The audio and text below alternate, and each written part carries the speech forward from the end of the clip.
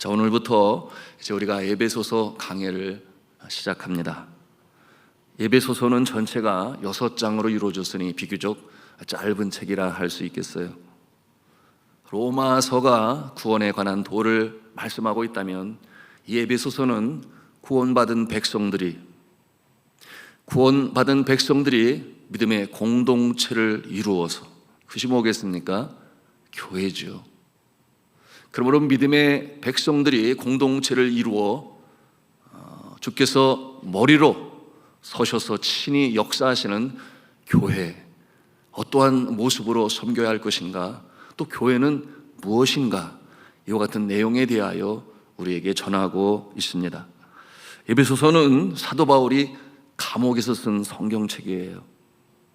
사도 바울이 로마에서 2년 동안 감옥에 갇혀 있을 동안에 이미 여러 지역에 세워진 교회들에게 서신을 보냅니다. 교회와 성도들의 믿음의 성장을 위하여 이처럼 서신으로 감옥에서 썼다 하여 에베소서를 옥중서신이라 그렇게 표합니다. 이 옥중서신은 신약 성경에 4권이 있으니 빌립보서, 빌레몬서, 골로새서, 그리고 오늘 우리가 시작하는 이 에베소서가 바로 옥중서신에 속합니다. 그 감옥에서 언제 세상을 떠날지 모르는 이 사도 바울, 그의 마음에는 주님을 사랑하듯 그처럼 교회와 성도들을 향한 사랑의 마음이 있어요. 그 모습은 마치 사랑하는 자녀들을 남겨두고 세상을 떠나야 하는 부모님의 마음처럼 이 성도들을 향한 이 사랑의 마음이 마음에 가득함을, 여러분, 이 말씀 속에서 이 배어져 나오는 이 사도 바울의 마음을 볼 수 있습니다. 그것이 바로 사랑인 것이지요. 어찌하든지 믿음 안에 견고히 서라. 주님의 마음을 기쁘시게 하는 자들이 되라. 여러분, 글에는 숨결이 있습니다. 여러분이 에베소서를 읽어 가다 보면 그 사랑의 절절히 배어나옴을 우리가 깨달아 알 수 있어요.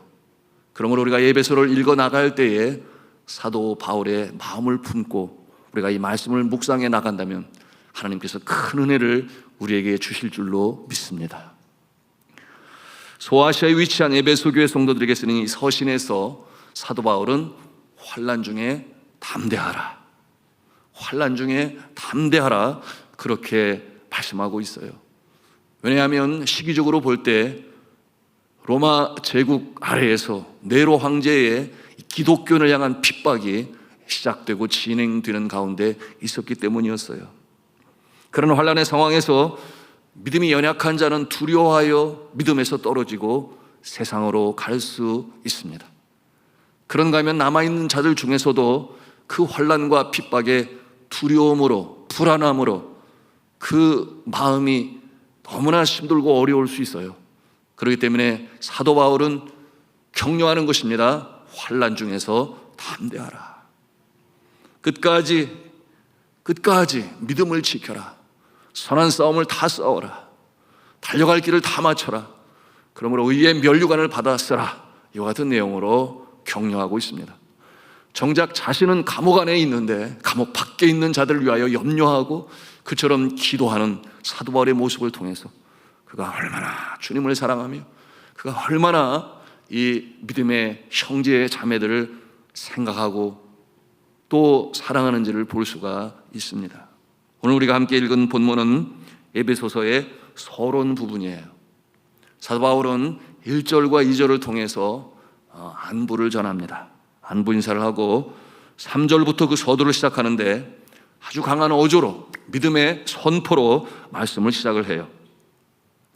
그가 평소에 진리로 믿고 있었던 그 믿음을 이처럼 큰 소리로 선포하는 내용인데요, 그야말로 거침없이 선포하는 그의 고백, 어조로 말하면 쩌렁쩌렁 울릴 정도의 확신에 찬 어조로 전하는 말씀.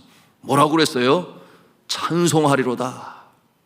찬송하리로다. 하나님, 곧 우리 주 예수 그리스도의 아버지께서 그리스도 안에서 하늘에 속한 모든 신령한 복을 우리에게 주시는도다. 하늘에 속한 모든 신령한 복을 우리에게 주신다 그랬어요. 누가 주신다는 것입니까? 하늘 아버지께서 우리에게 모든 신령한 복으로 주시는 도다. 이렇게 확신에 찬 쩌렁쩌렁 울리는 어조로 환난 속에, 박해 속에 불안한 마음을 가지고 있는 자에게 확신으로 말씀하는 사도 바울의 그 음성이 이 새벽 여러분의 마음에 울려 퍼지기를 주님의 이름으로 축복합니다. 그런데 보니 신령한 복이라고 그랬어요. 신령한 복. 왜 신령한 복일까요? 여러분, 이 신령한 복은 구약에서 제시된 복과는 사뭇 다릅니다. 여러분, 구약 성경을 통해서 우리가 창세기를 쭉 묵상해 왔습니다만 구약 시대에는 복이 대부분 눈에 보이는 것이에요.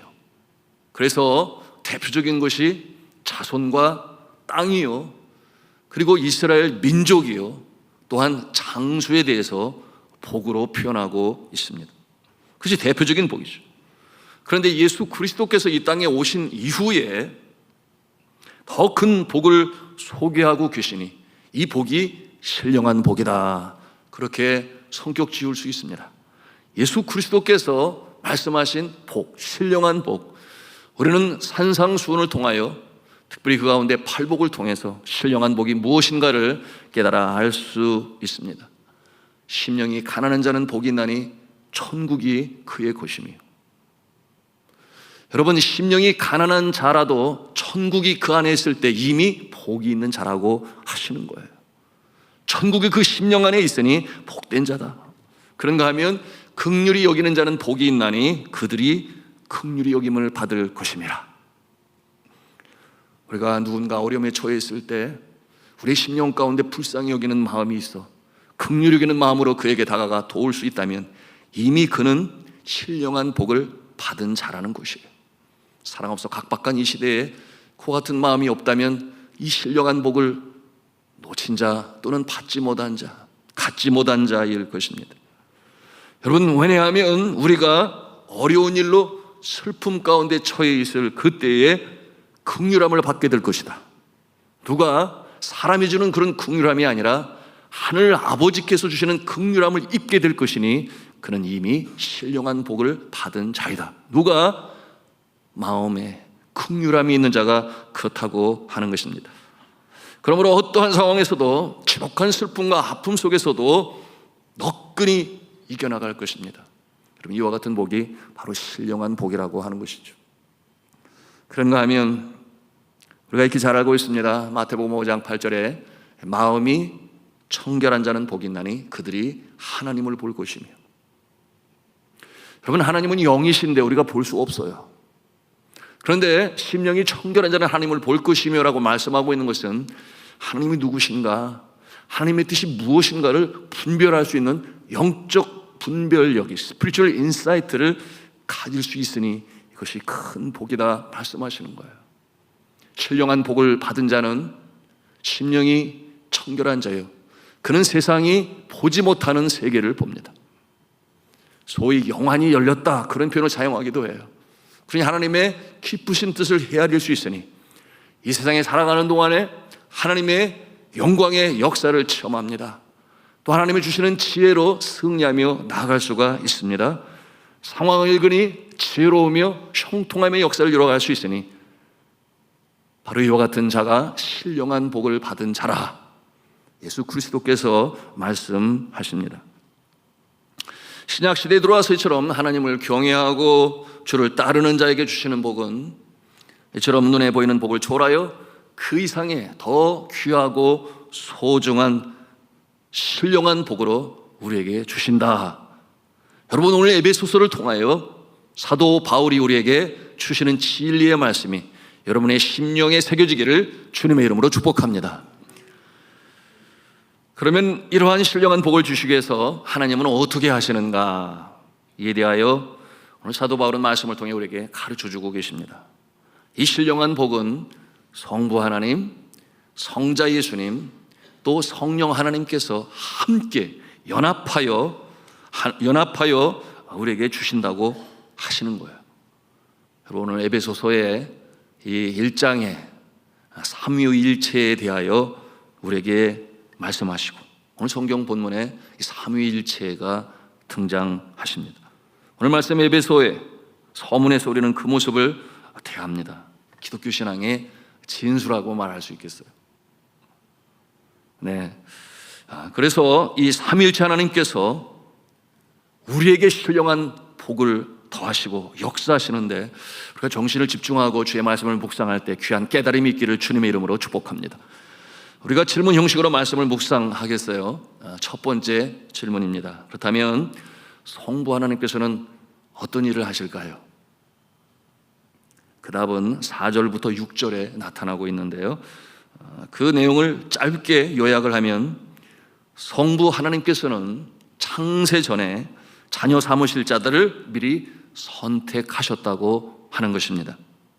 그리고 선택한 자를 예수 그리스도를 통해 구원하신다는 것입니다. 하여 결국 하나님의 자녀로 만드신다는 거예요.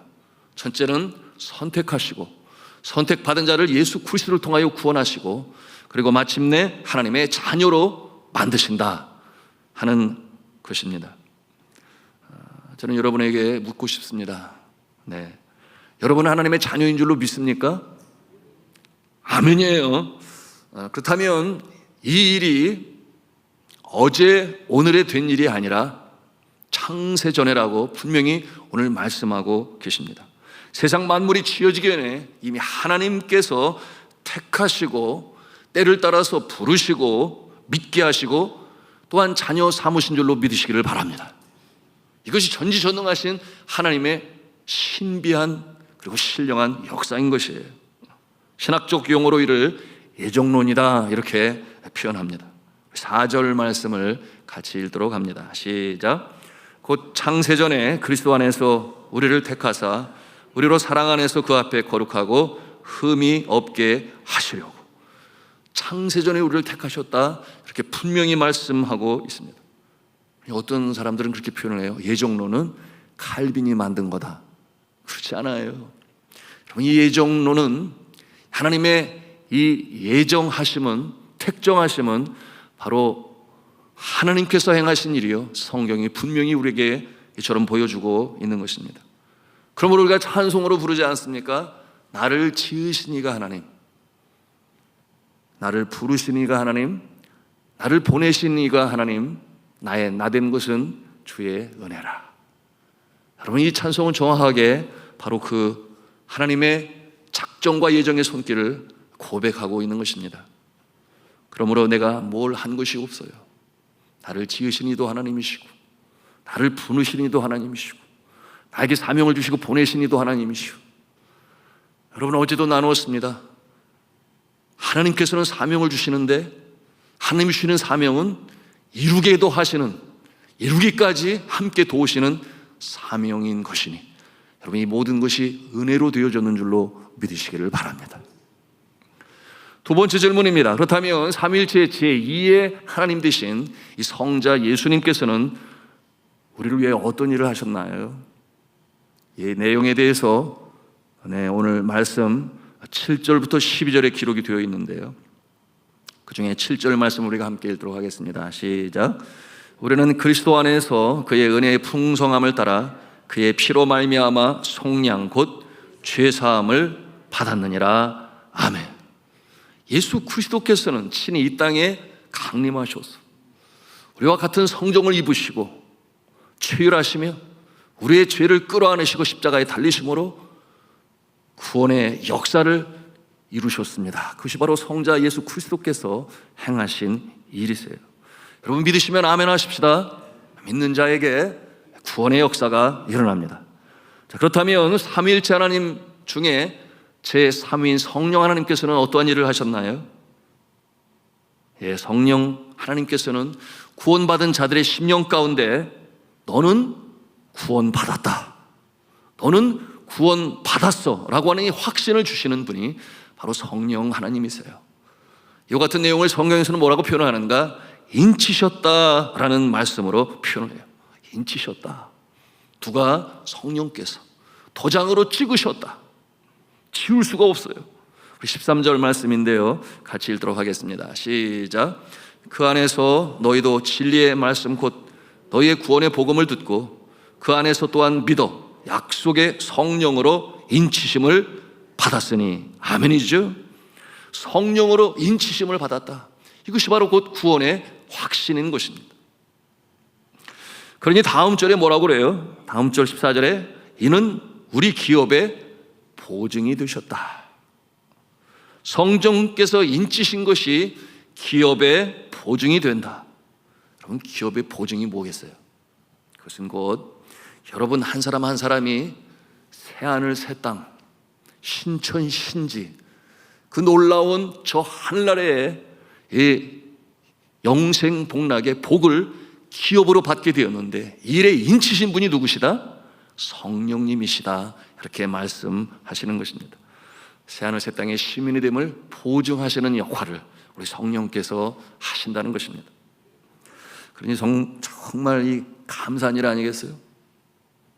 정말 어메이징 그레이스라는 이 놀라운 은혜라는 말, 정말 그렇습니다. 저나 여러분 한 사람 한 사람을 구원하시기 위하여 성삼위일체 하나님께서, 성부 하나님, 성자 예수님, 성령 하나님께서 함께 연합하여 저와 여러분을 구원하시는 줄로 믿으시기를 바랍니다.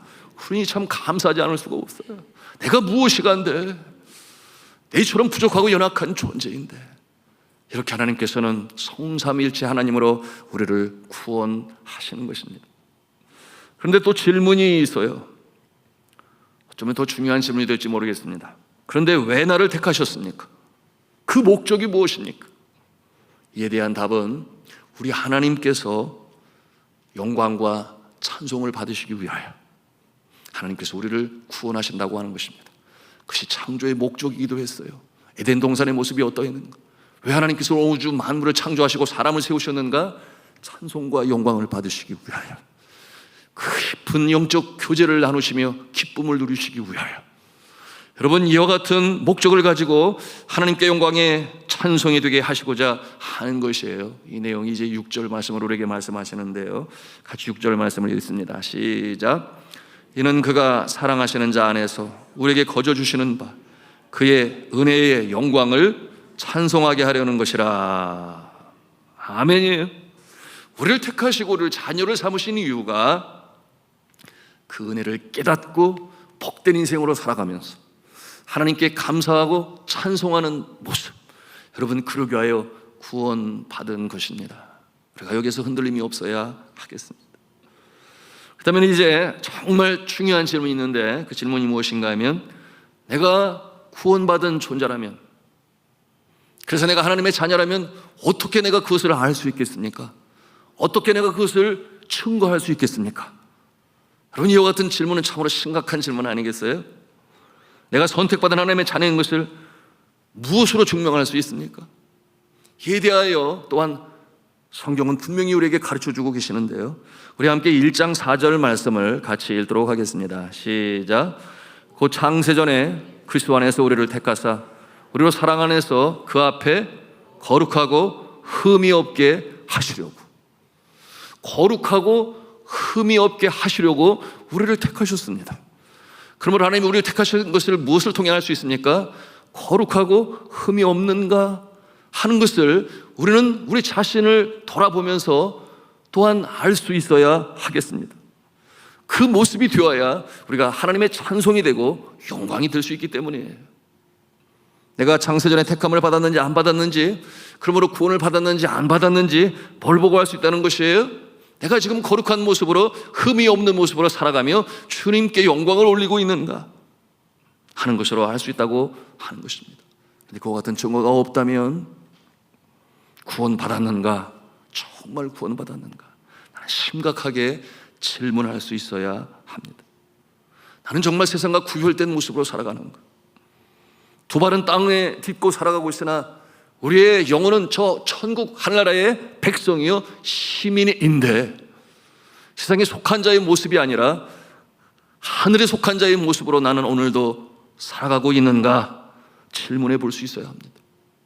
그런가 하면은 두 번째, 내가 구원받은 것을 어떻게 알 수 있는가? 그것은 바로 회개하는가 하는 것입니다. 나는 회개하는 자인가? 두렵고 떨리는 마음으로 내가 하나님을 경외하고 하나님의 거룩하심 앞에 서 있는 나란 존재는 거룩하지 못해서 때로는 넘어지고, 때로는 세상 유혹, 세상으로부터 쫓아온 것들, 희생의 자랑, 육신의 정욕, 한목의 정욕에 한눈 팔아서 그야말로 죄책감으로 어려움 속에 있을 때 나는 회개하는가? 여러분, 구원받은 자는 회개합니다. 그러므로 다시금 돌이킵니다. 누가 하시는 거예요? 성령 하나님께서. 성령 하나님께서 내주하신 심령 가운데는 죄가 오랫동안 머물 수가 없어요. 여러분, 그 양심을 성령께서 찌르시기 때문에 주님 앞에 반드시 돌아옵니다. 주님 앞에 나와 통에 자복하고 회개합니다. 회개의 영이신 성령님이라고 그랬어요. 그러므로 제 가운데 거하면서 태연하게 여러분이 세상에서 살아간다면 이 모습은 의심할 수 있어야 돼요. 정말 구원받은 자인가? 그러나 성령께서 그 안에 내주하시는 자는 하나님의 자녀이니 찌르십니다. 반드시 돌이키게 하세요. 그러므로 회개하게 하시고 주님 앞에 나와 통에 자복하게 하시니, 여러분, 그와 같은 모습, 영이 내주하심으로 돌이키게 하시는 자. 여러분, 그러므로 우리가 말씀할 수 있으니 회개하지 아니하는 자는 구원받지 못한 자라, 이렇게 표현할 수 있겠습니다. 회개의 영인 성령이 그 안에 아니 계시기 때문이죠. 주께서 말씀하셨습니다. 내가 의인을 부르러 온 것이 아니라 죄인을 부르러 왔노라.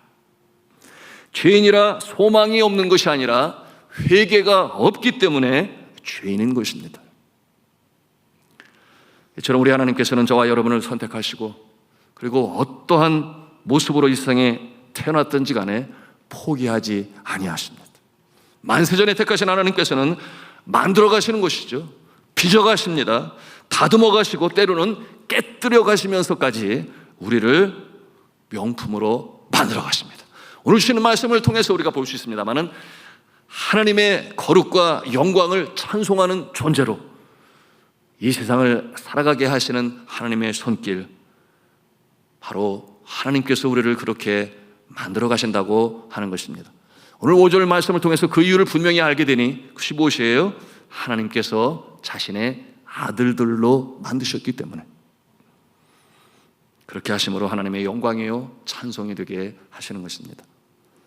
우리가 많은 것으로 에베소서의 서론 부분을 함께 나누는데요, 간절히 바라고 기도하는 것은 새 생명으로 살아가는 이 놀라운 변화와 축복의 역사가 여러분의 심령 가운데 이루어지기를 주님의 이름으로 축원합니다.